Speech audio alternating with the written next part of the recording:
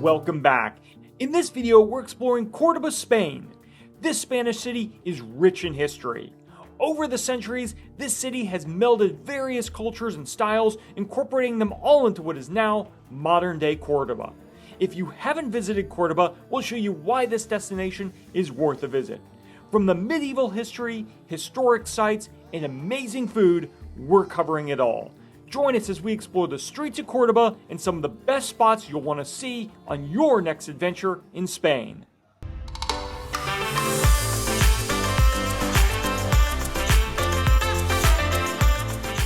Welcome to Travel at Random. We're Trevor and Ryan.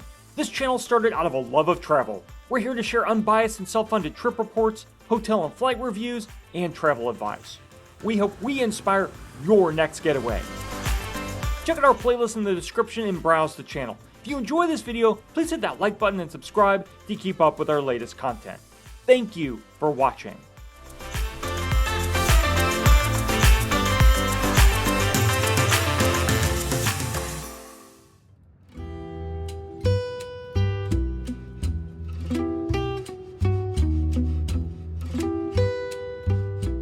Cordoba is located in the southern Spanish region of Andalusia, about an hour from Seville or 2 hours from Madrid via high-speed train. The site of this historic city has traces of human presence going back to the 8th century BC. This location, situated on the banks of the Guadalquivir River, was settled well before the Romans expanded into the region in 206 BC. In 711 AD, the city was conquered by the Moors, who introduced Islam to the area. The city spent nearly 800 years under Moorish control and was a center of commerce, trade, arts, and sciences, and served as the capital of the region. In 1236, it changed hands again, this time to the Catholic Kingdom of Toledo, eventually becoming part of modern Spain. The blend of cultures, history, and religions make this a fascinating city to explore.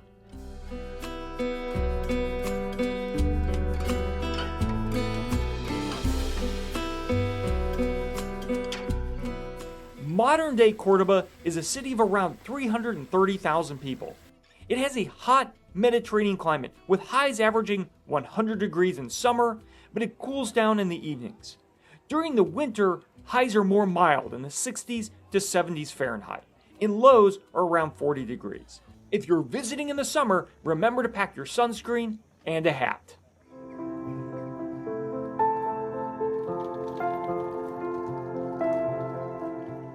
The historic center of Cordoba is relatively compact, and this is where the majority of the tourist attractions are located.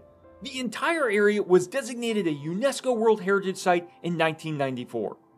We arrived by train, and the Cordoba train station is located right in the center of the city.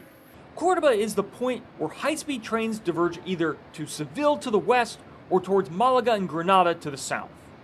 There is a bus system in Cordoba if you don't have a car and need to go longer distances. And taxis and Ubers are easy to grab as well.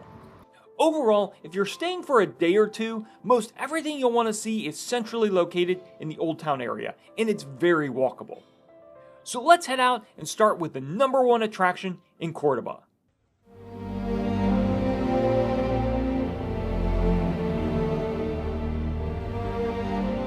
Number 1. The Mosque-Cathedral of Cordoba, also called the Mezquita. This is a Catholic church built over the great Mosque of Cordoba. The mosque was originally built in the 8th century and saw numerous expansions up until the 11th century. After the capture of Cordoba by King Ferdinand III in 1236, it was converted into a Catholic cathedral and dedicated to the Virgin Mary. Additions were made throughout the 14th and 15th centuries, but many of the details of the original mosque were retained. In 1523, a new Renaissance cathedral nave was constructed in the center of the mosque. As it stands today, the Mezquita is one of the most popular destinations in Cordoba. It's still an active church with daily services. Tickets are €13 to do a self-guided tour of the Mezquita, and it's open from 10 a.m. to 7 p.m. Monday through Saturday. Sundays, it is open for tours between 8:30 a.m. and 11:30 a.m., and again from 3 p.m. to 7 p.m. If you go Monday through Saturday from 8:30 a.m. to 9:20 a.m., you can enter for free, but you have to leave by 9:30 a.m. before services begin. Many day tours and buses arrive for the 10 a.m. entry. We would recommend you buy tickets on their website to secure your spot, as it can get pretty busy. Tickets are timed, and if you want to avoid the biggest crowds, we recommend going in the afternoon. The website mentions a dress code, since this is an active house of worship, which means no head coverings, no bare shoulders, and no shorts. Although we saw plenty of people going in wearing shorts and short skirts during tours, and no one said anything to them.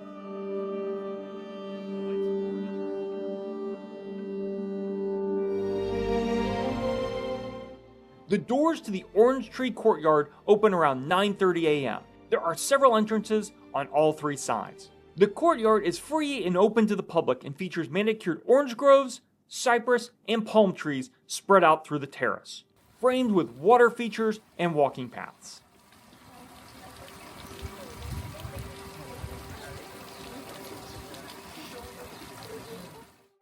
If you haven't bought tickets online, you can do so in the courtyard at automated kiosks. We do recommend purchasing in advance on their website so you can ensure you get a ticket. It can get quite busy at times.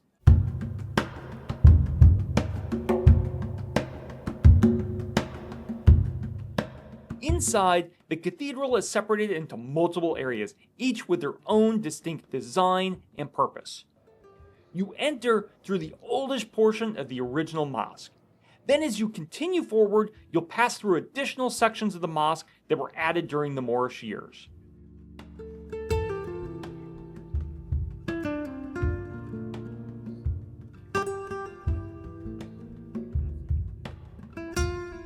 There are multiple chapels around the edges. The original Gothic chapel was added in 1489 in place of the former mosque skylight.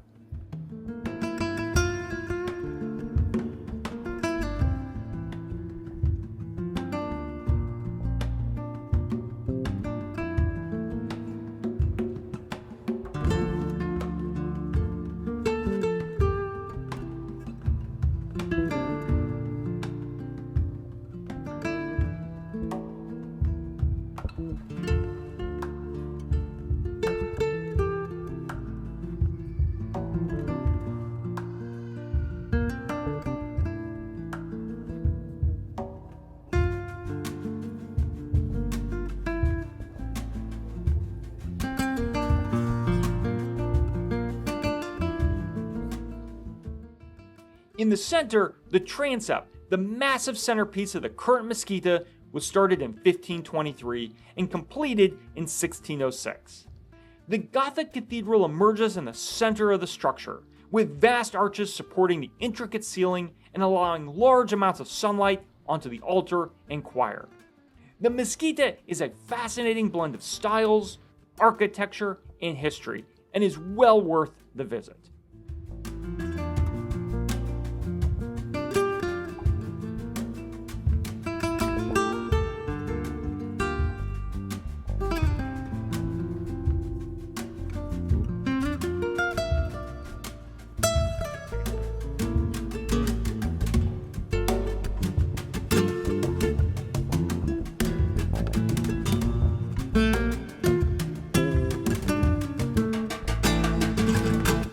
Staying within the mezquita, on the northern edge of the courtyard is the bell tower. On top of the main entrance, the door of forgiveness. The tower was originally a minaret for the mosque. Over the years, it was extended and converted into a bell tower for the church. Eventually, the added weight caused damage to the original tower, and in 1654, the tower was reinforced and encased in the new Renaissance-style bell tower. You can spot details inside the original minaret which have been exposed for viewing. There is a separate ticket to go up in the bell tower, but at only €3, it's well worth it for the view. The number of tickets in any one time slot are limited to 20, so the experience isn't overwhelmed with visitors. Since we were visiting in August, we did this first thing in the morning before it got hot.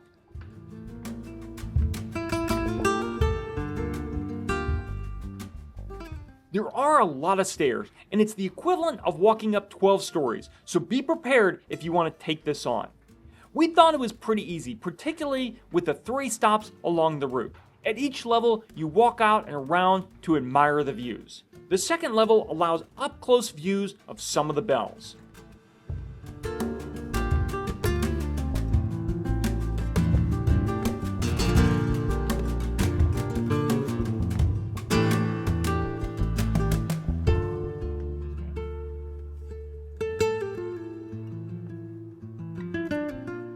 Both of the upper levels offer 360-degree views of Cordoba. Just keep in mind there is no elevator, so you must be able to walk the stairs.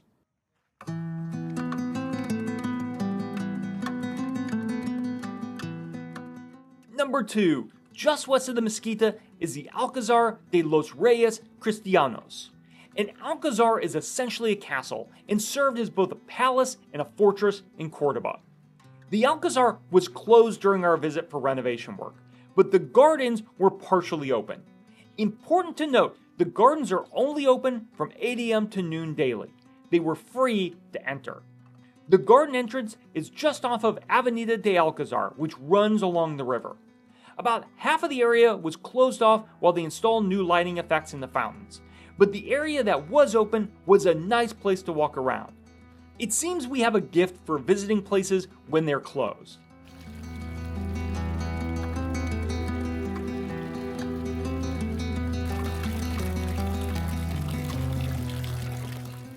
The paths are lined with orange and lemon trees and cypress.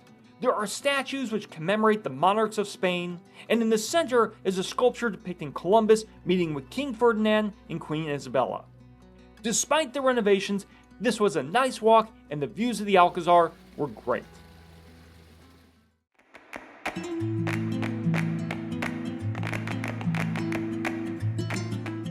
Number 3, just down the Avenida de Alcázar, you'll find the Roman Bridge. Stretching across the Guadalquivir River, the Roman Bridge dates back to the 1st century.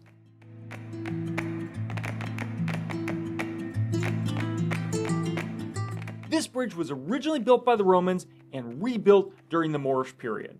The Calahorra Tower at the entrance to the bridge and the Puerta del Puente were added in the Renaissance period. The bridge today is 331 meters long and is about 9 meters or 30 feet wide. Up until 2004, cars were allowed on the bridge, as it was the only bridge to cross the river in Cordoba. The bridge was restored and rededicated in 2008 and is now only open to pedestrian traffic. The Calahorra Tower is on the far side of the bridge and served as a watchtower when it was built in the 14th century. It is now a museum which celebrates the period when the 3 cultures, Jewish, Christian, and Muslim, peacefully coexisted in the city.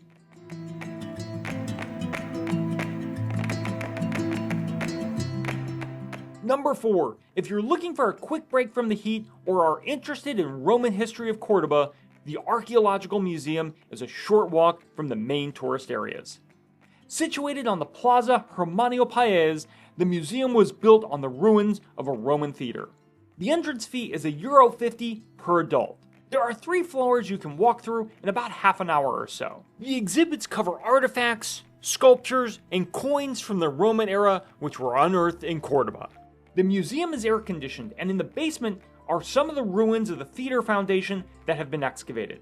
Most of the ruins sit under the Palacio de los Paez de Castillejo, a Renaissance palace which you can walk through the courtyard with your museum admission ticket.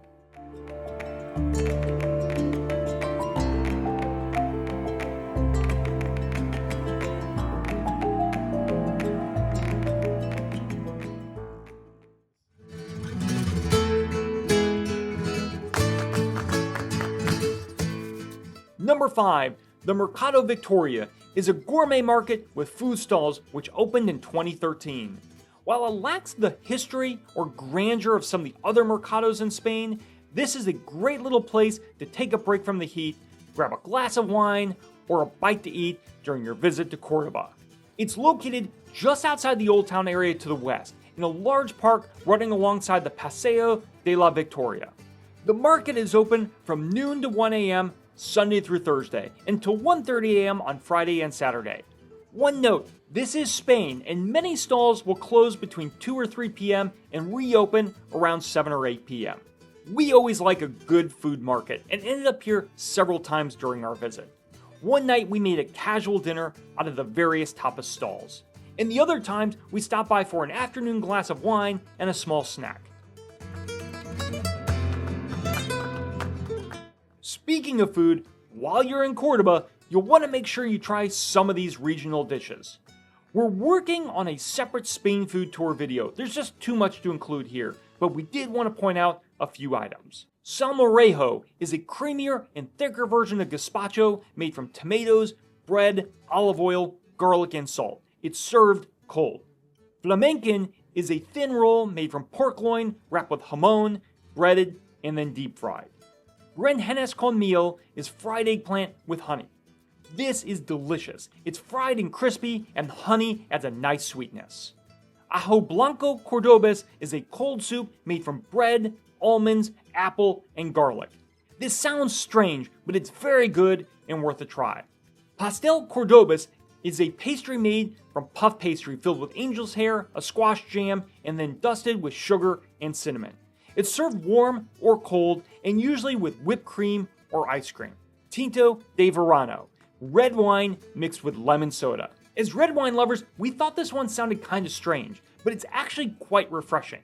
They use a dry red Spanish wine, and the soda adds a touch of sweetness.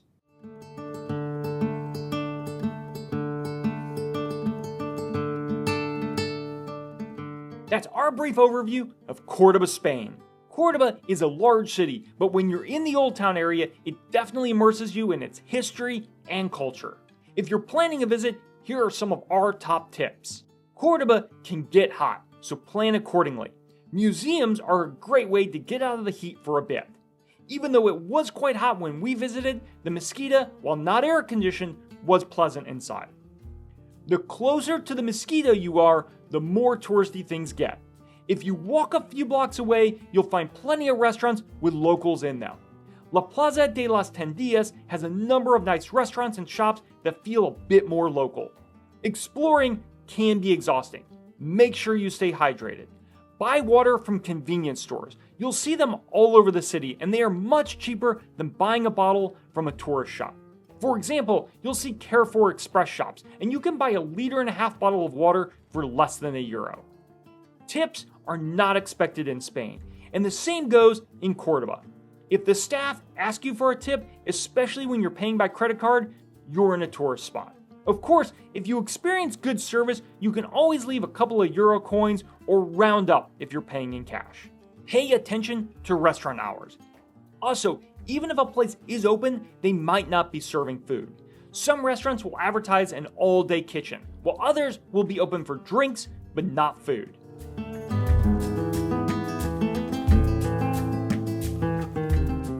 We hope you enjoyed this quick look at Cordoba. Spain is a fantastic country to visit and explore. It's generally very affordable. We've already released a number of videos in our Spain series, including a tour of Valencia, Spain, and the beautiful H10 Palacio Colomera Hotel here in Cordoba. We'll link those down in the description. They are definitely worth checking out. Over the next couple of weeks, we'll also have videos from a city tour of Toledo and a video dedicated to eating your way across Spain. Thank you for making it to the end of the video. Please hit that thumbs up and subscribe to stay up to date with our latest releases. Both of these things really help out the channel. It's also a good way to stay in the know when we release the rest of the videos in our Spain series. Thank you for watching. We'll see you on the next adventure.